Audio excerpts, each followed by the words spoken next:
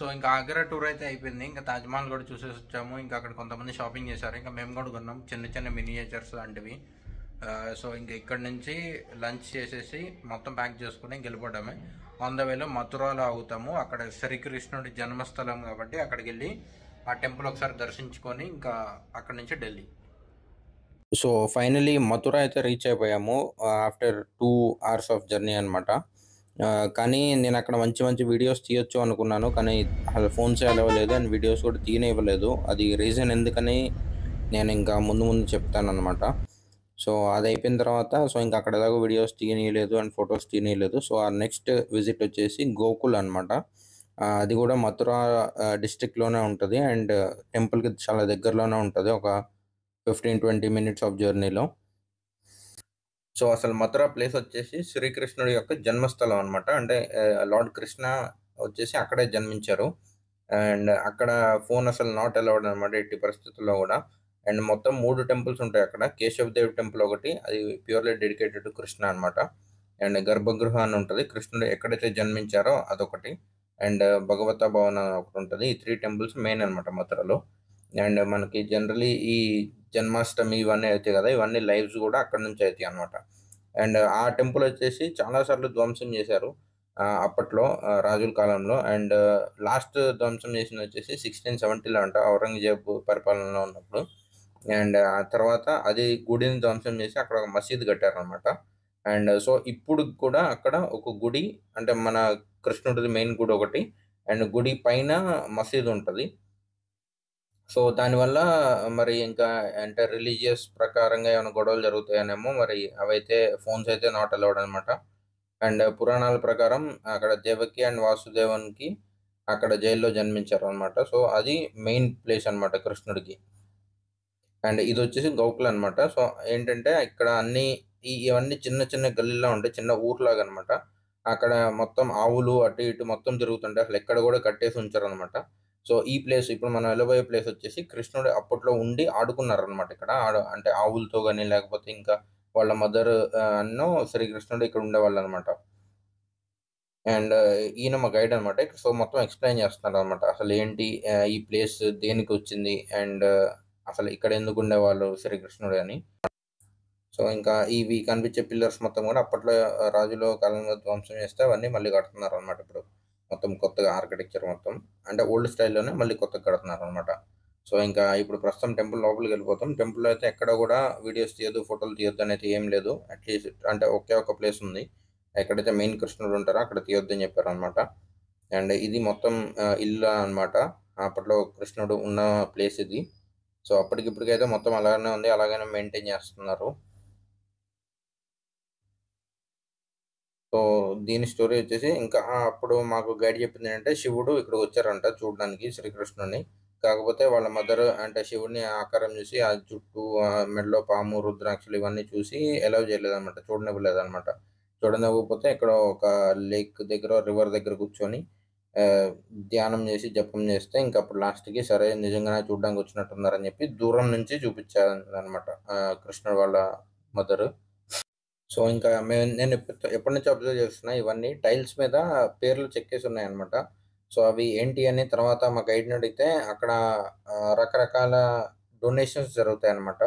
So ఎవరైతే 5,000 and above ఇస్తారో వాళ్ళ నేమ్స్, వాళ్ళ ఫ్యామిలీ నేమ్స్ మొత్తం ఇలా టైల్స్ మీద ప్రింట్ చేస్తారనమాట. సో గుడి మొత్తం ఆల్మోస్ట్ అన్ని టైల్స్ మీద ఉన్నాయి. సో ఇప్పటికి కూడా ఎవరిని ఇస్తే ఇప్పటికి కూడా ఇంకా ప్రింట్ చేస్తారంట. ఇది శ్రీకృష్ణుడి యొక్క మెయిన్ టెంపుల్ అనమాట. అక్కడ దర్శించాల్సింది తన ఫ్యామిలీ, వాళ్ళ మదర్, ఫాదర్, ఇంకా ఈ అన్ని విగ్రహాలు ఉంటాయి. అండ్ అక్కడ మెయిన్ థింగ్ ఏంటంటే నుంచొని వెళ్ళొద్దు అనమాట. అంటే మన నీడ శ్రీకృష్ణుడి మీద పడకూడదంట. సో కూర్చొని జరుగుతూ దర్శించుకొని బయటకు వెళ్ళిపోవాలి. సో ఇంకా అట్లా ఇంకెవరన్నా డొనేషన్స్ చేసేవాళ్ళు ఉంటే అక్కడ చేస్తారనమాట. ఇది అయితే ఇవన్నీ కూడా ఇవంట భూదానం చేసిన వాళ్ళ పేర్లు.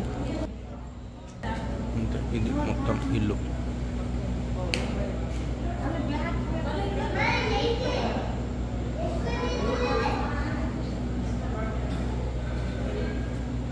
ఇక్కడ నుంచి ఇటు లోపలికి వెళ్తే ఒక రూమ్ ఉంటుంది, అక్కడేమో మొత్తం శ్రీకృష్ణుడి ఫ్యామిలీ మొత్తం ఉంటుంది.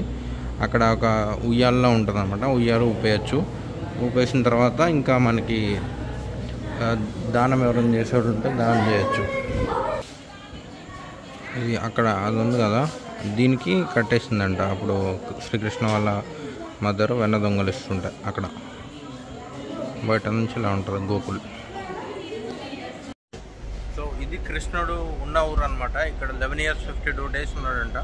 ఉండి ఇక్కడ నుంచి బృందావనం వెళ్ళేవాడు ఆవులతో ఆడుకోవడానికి. సో లోపలికైతే వెళ్ళి వచ్చేసాము.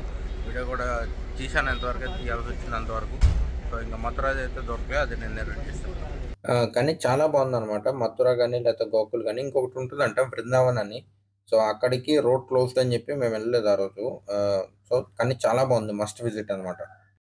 సో మేము అలా గోకుల్లో నుంచి బయటకు వచ్చామో లేదా హైవే ఎక్కే ముందు ఇలా ఒక పెద్దది తిరణాల్లో అవుతుంది అనమాట.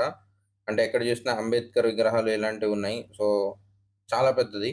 సో ఇంకా మేము ఎలా అయితే క్రాస్ అయిపోయాం అనమాట. ఇది మేళా అంట మథురాలో. ఏ హర్ దిన్ హోతాయి క్యా?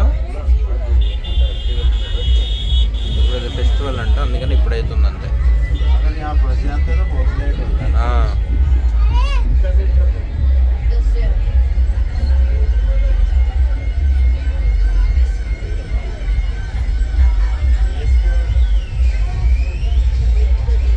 పెద్దది అవుతుంది తిరునాళ్ళ, అది అంటారు కదా ఊరేగింపులాగా.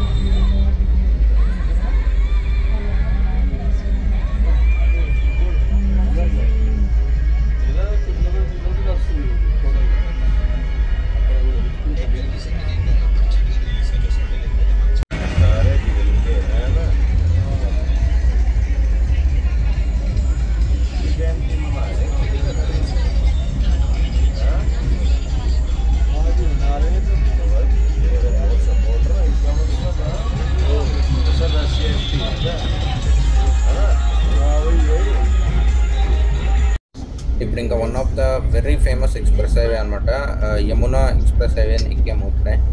యమునా ఎక్స్ప్రెస్ హైవే ఎక్కేసి ఇంకా డైరెక్ట్ ఢిల్లీ అనమాట.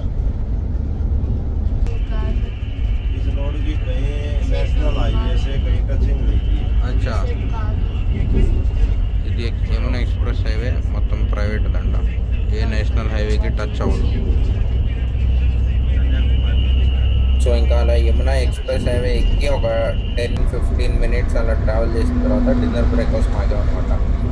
అది వచ్చేసి శివ ధాబా అని చెప్పి బాగా ఫేమస్ అంట. మరి అంటే ఎవరి నోట్లో విన్నా కానీ అదే శివ ధాబా శివ ధాబా శివ ధాబా అనే వస్తుంది. అండ్ అటు నుంచి వెళ్ళే ఎవ్రీ ట్రావెల్ బస్సెస్ కానీ లేకపోతే చాలామంది కార్స్ వాళ్ళు లారీ వాళ్ళు అందరూ అక్కడ ఆగుతున్నారు. సో ధాబా అంటే నార్మల్గానే ఉంది అనుకున్నాము, అంటే నార్మల్ మన సైడ్ ధాబాల్లో ఉంటాయి అనుకున్నాము. కాకపోతే అంటే అదొక హోటల్లా ఉందన్నమాట, జస్ట్ నేమ్ ఒకటే శివ ధాబాలో ఉంది. సో లోపల మొత్తం ట్రీట్మెంట్స్ అండ్ ఎవ్రీథింగ్ రెస్టారెంట్స్ లానే ఉన్నాయన్నమాట. So very crowded. ఒక 10-15 minutes ఆగితే కానీ మీకు సీట్ దొరుకుతుంది అనమాట. ఇది డిన్నర్ తినడానికి ఆగాము ఇక్కడ శివ ధాబా అని చెప్పి. మన మథురా క్రాస్ అవ్వగానే యమునా ఎక్స్ప్రెస్ హైవే ఉంది కదా, అది ఎక్కగానే లెఫ్ట్ సైడ్ వస్తుంది. క్రేజీ క్రౌడ్ అనమాట, లోపల కూడా ఫుల్ ఉన్నారు జనం. ఎవ్రీ బస్సెస్ కార్స్ అన్నీ ఇక్కడ అవుతాయి కదా. టేస్ట్ బాగుంది అండ్ సర్వీస్ కూడా ఫాస్ట్, అంటే ఈ జనంతో పోల్చుకుంటే ఫాస్ట్గా చేస్తున్నాడు సర్వీస్ ఇది. సో ఇంకా డిన్నర్ అయిపోయి మళ్ళీ యమునా ఎక్స్ప్రెస్ హైవే ఎక్కేసి ఇంకా డైరెక్ట్ ఢిల్లీ అనమాట.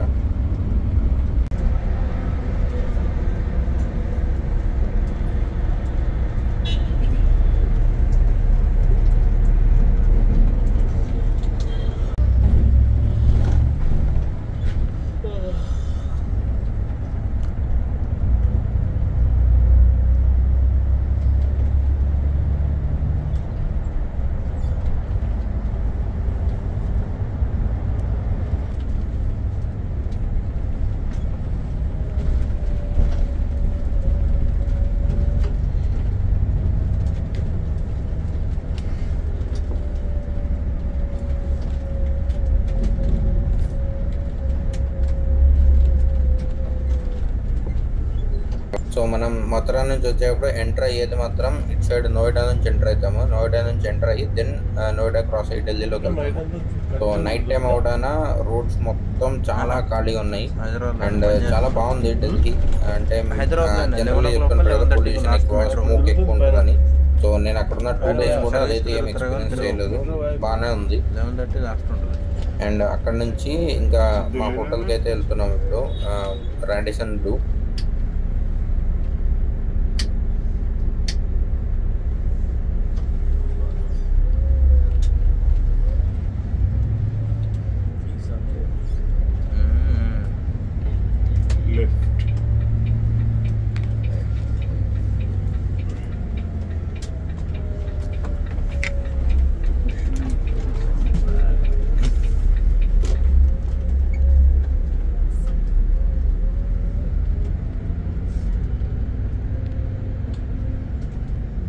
ఇది వచ్చేసి మా హోటల్ అనమాట, ఢిల్లీలో stay for 2 days, Radisson Blu.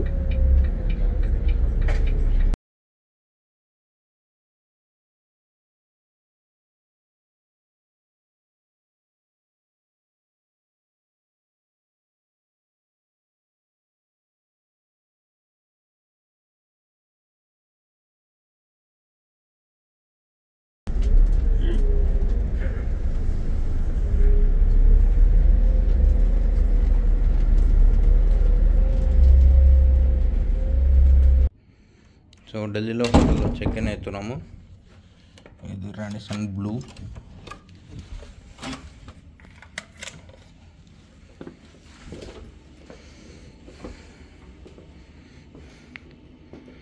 పెద్దగానే ఉంది రూమ్, ఒక వర్క్ స్టేషన్, ఒక చైర్, టేబుల్, క్వీన్ బెడ్.